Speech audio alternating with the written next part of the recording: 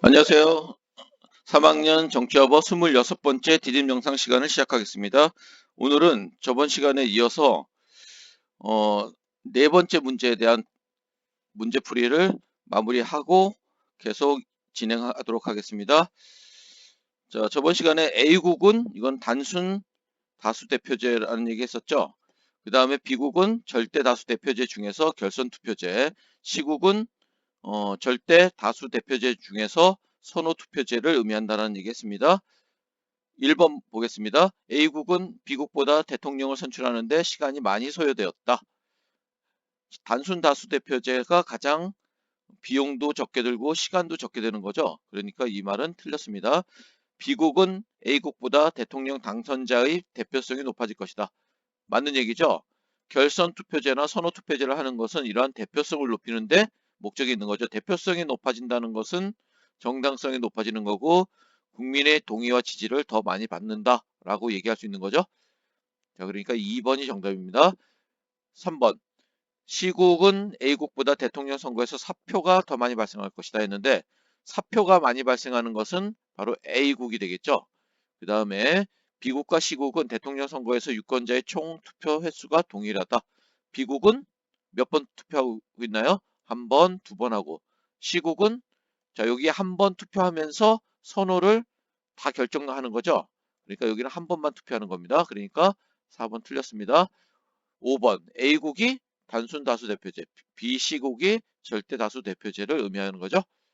자, 다음으로 가겠습니다. 자, 비례대표제.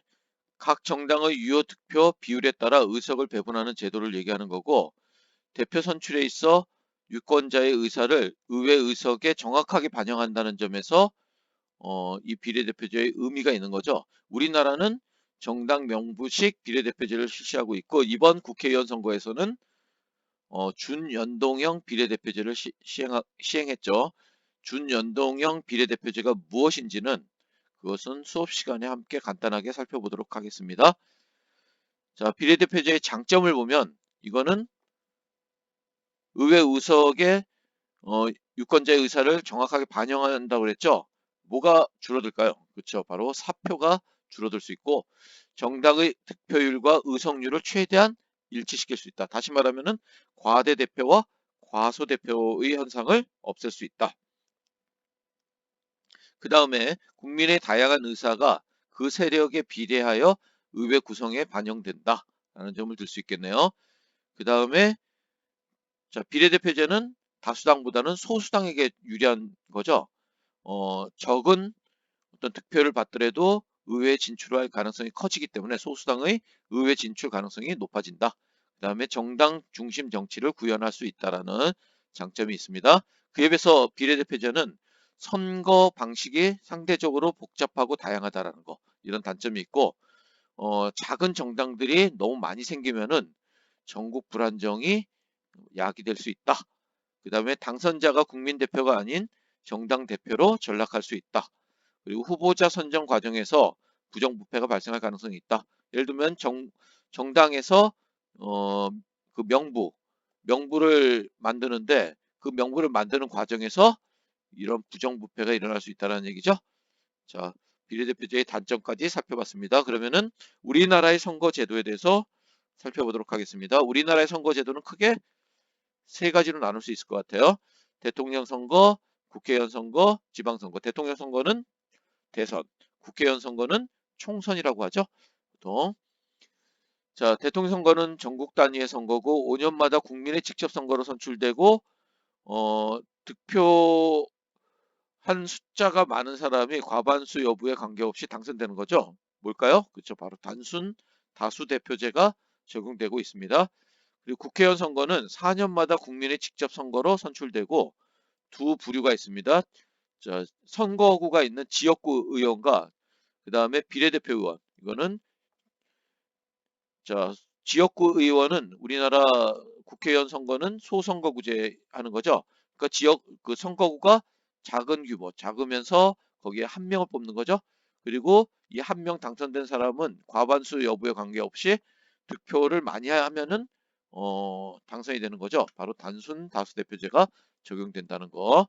그리고 비례대표 의원은 정당에서 이렇게 그 당 후보자를 결정을 하게 되죠. 그러면은 득표율에 따라서 그 후보자 몇 번까지 이렇게 당선이 되는 정당 명부식 비례대표제에 의해서 선출된다는 거. 자, 요 비례대표에 대해서는 아까 얘기했으니까 한번 살펴보시면 되겠습니다. 그리고 우리나라 지방선거를 보면은 4년마다, 역시 4년마다 직접 선거로 선출되고 2018년에 지방선거가 있었죠. 그러니까 2022년에 지방선거를 하게 되겠네요. 자, 그래서 지방자치단체장이 있고, 그 다음에 광역의회 의원이 있고, 기초의원이 있고, 교육감 선거까지.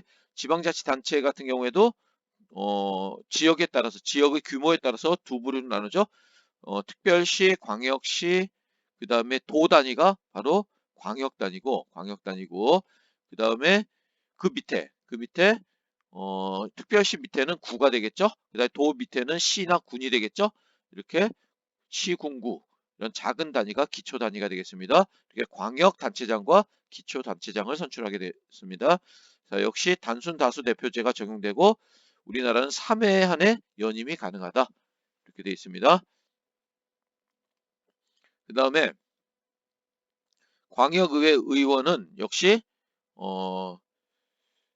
그 광역의회라는 거는 역시 서울시 단위, 그러니까 특별시 단위, 광역시 단위 아니면 도 단위가 되겠죠. 도 단위가 되고 역시 지역구와 비례대표로 나뉩니다. 그래서 지역구 시도의원은 소선거구제에 의해서 그리고 단순 다수 대표제에 의해서 뽑히고 비례대표 시도의원은 정당 명부식 비례대표제가 적용된다는 거. 그러니까 광역의회 의원은 거의 그 국회의원 선거와 좀 비슷하게 진행되고 있네요. 그다음 기초의회 의원 선거는 역시 지역구 의원과 비례대표 의원으로 나눠서 선출되고 지역구 시군구 의원은 중선거구제, 중대선거구제. 그래서 한 선거구에 여러 명이 2명 이상이 선출되고 그리고 과반수 이상 뭐 그런 규정이 없기 때문에 단순 다수 대표제에 의해서 선출된다는 걸 알고 있으면 되겠네요. 그 다음에 비례대표 같은 경우에는 정당 명부식 비례대표제가 이용된다라는 걸 알고 있으면 되겠습니다. 그 다음에 교육감은 서울시 단위, 뭐 부산시 단위, 아니면 경기도 단위 이런 광역자치단체 단위의 교육감을 선출하고 역시 단순 다수 대표제가 적용되고 정당 공천이 없고 그 다음에 3회 안에 연임이 가능하다 이렇게 되어 있습니다. 그러면 중랑구에 사는 주민은 지방선거에서 어, 몇 번의 투표 행위를 할 수 있을까요? 한 번 투표장에 나가서 몇 장의 투표 용지를 받을 수 있을까요? 그렇죠. 총 7장이죠. 7장의 투표 용지를 받을 수 있습니다. 자, 먼저 서울시장을 뽑는 어, 광역지방자치단체장 선거, 그 다음에 기초지방자치단체장, 그 다음에 뭐가 있을까요? 광역 의회 의원, 지역구의 광역 의회 의원이 있겠죠? 그 다음에 비례대표 정당에게 투표하는 거죠. 그 다음에 의회 의원 선거에서 어, 직접 어떤 후보에게 뽑는 지역구, 그 다음에 또 역시 정당에게 뽑는 비례대표, 이렇게, 그 다음에 마지막으로 교육감, 이렇게 7번 투표 행위를 하게 돼 있습니다. 중랑구에 사는 주민 같은 경우에는 그러니까 서울시장 선거, 중랑구청장 선거, 그 다음에 서울시의회 의원 선거, 거기에는 또 지역구와 비례대표를 나누겠죠. 그 다음에 중랑구 의회 의원 선거에 지역구와 비례대표, 그 다음에 서울시 교육감 이렇게 뽑게 되는 거죠. 자, 그래서 대표 결정 방식에 따른 우리나라 공직선거의 분류를 보면은 상대 다수 대표제, 다시 말하면 단순 다수 대표제가 굉장히 이렇게 많이 쓰이고 있다는 걸 알 수 있고 비례대표제는 국회의원 선거와 광역 및 기초의회 의원 선거에서 이용되고 있다는 사실을 알 수 있습니다.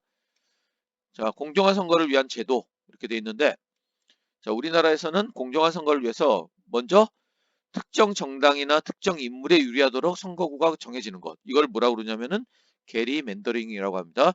어, 자, 그런 게리맨더링 현상을 방지하기 위해서 법률로서 이런 선거구를 만드는 것을 선거구 법정주의라고 얘기합니다. 자, 게리맨더링이라는 말이 왜 생겼냐면은 이 게리라는 사람이 어, 자기 선거구를 유리하게 만들기 위해서 마음대로 이상한 모양, 여기서는 뭐 어, 괴물 모양의 그런 선거구를 만들었다고 해서 그 괴물이라는 의미가 담긴 말과 함께 게리맨더링이라는 말이 만들어졌습니다. 자, 그래서 어, 요런 이상한 모양의 선거구를 만든 거죠. 자, 이 게리맨더링 현상을 방지하기 위한 것이 바로 선거구 법정주의입니다. 그 다음에 선거공영제.